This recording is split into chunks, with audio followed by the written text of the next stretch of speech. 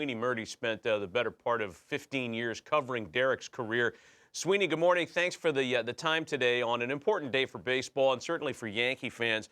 We heard from a couple of guys that managed Derek there and teammates as well. You've spoken to some current managers about Derek's Hall of Fame path. What kind of insights did you get from them? Yeah, one of the things, Aaron Boone is the current Yankees manager, and he didn't manage Derek Jeter as a player, but one of the things he did was play alongside of him, and he always appreciated the preparation that went into it, and the fact that when the game was on the line, you wanted the ball hit to him, or you wanted him at bat. On the other side of that was Terry Francona, who obviously was managing the Red Sox for a number of years, and he said, you want him to have as little to do with the outcome of the game as possible. You don't want the ball hit to him. You don't want him up. And this player, see him diving into the stands. Francona had a great seat for this in the Red Sox dugout in 2004. And this is a little bit about how much he wanted to be in that spot and how much he wanted to win a game.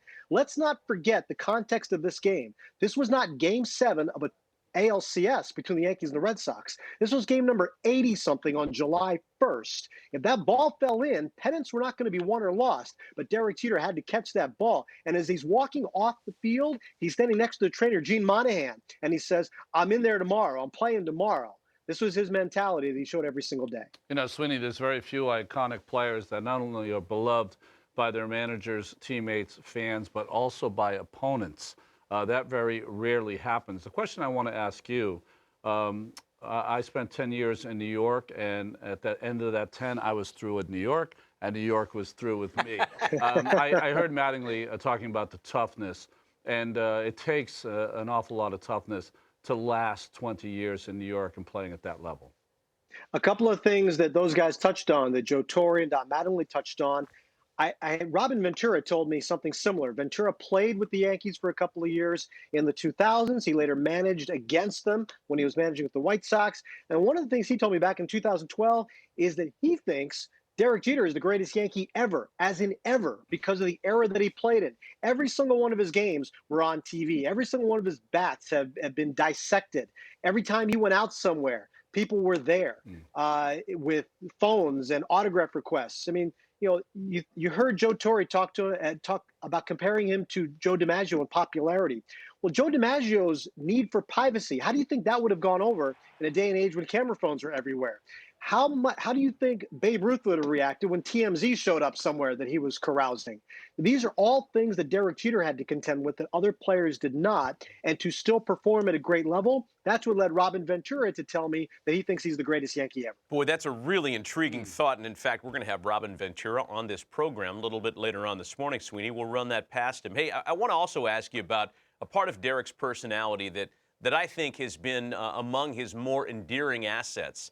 And that's that he's never been entirely comfortable being a I, me guy. He's always had that, and something that you've written about, the stay humble philosophy that he's echoed to friends and teammates. Expand on that a little bit.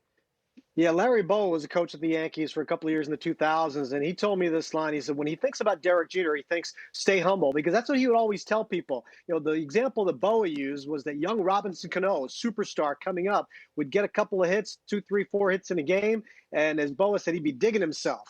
And Jeter would look at him and say, stay humble, because the game comes back the next day and you're 0 for 0. It's the kind of mentality that Jeter took into every game, whether he went 4 for 4 or 0 for 4, whether the Yankees won or whether they lost. The next day, it was starting over again, and the grind, the ability to prepare and having to prepare really took over there.